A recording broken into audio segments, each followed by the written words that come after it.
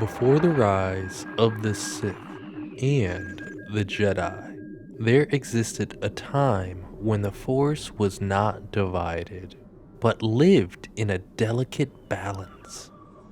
In the distant past, there was a gathering of Force users known as the Jedi. They were not defined by the rigid dichotomy of the light and the dark, but by the understanding of the Force that transcended those boundaries, seeking harmony between both sides. The Jedi Oath. There is no ignorance. There is knowledge. There's no fear. There is power. I am the heart of the Force. I am the revealing fire of light. I am the mystery of darkness, in balance with chaos and harmony, immortal in the Force. The Jedi began during the age when the Force was still a mystery to many. 8 though your ancient and mysterious ships of unknown origin arrived on various planets, scattered across the galaxy, bringing with them those who were sensitive to the Force. Ando Prime, Kashyyyk, Dathomir, Ryloth, Menan, and others. These Force-sensitive individuals were drawn to the Thoyor, guiding them to the planet of Tython.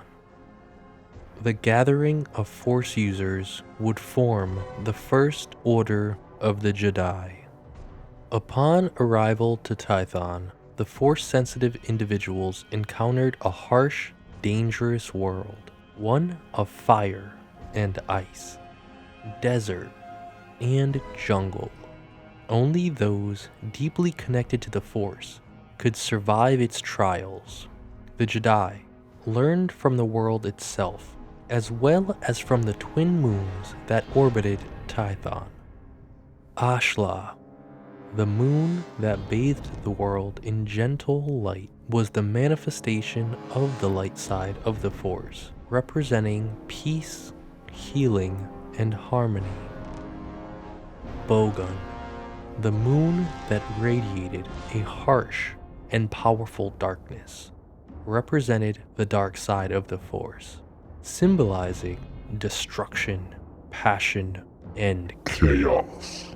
The Jedi discovered that both Ashla and Bogun are integral aspects of the Force. Through their teachings, they embraced the belief that balance was paramount. Neither side could dominate, for each had its role in the grand design of the galaxy. As years passed, the Jedi procreated. Not all of their offspring had such an affinity to the Force, making Tython far too dangerous for them. The children were first sent off to the moons, but eventually spread all over the planets in the Tython system. As generations passed, the children of the Jedi began to see them as distant and mysterious figures, guardians of knowledge that seemed disconnected from the struggle of worlds they had once united. This growing resentment would come to a head with the rise of a powerful figure, Queen Hadia, and rallied those who'd grown disillusioned with the Jedi and launched a rebellion against the Tython system. Hadia's forces were numerous, and her passion for freedom and rebellion was strong, but the Jedi were unyielding in their commitment to the Force's balance.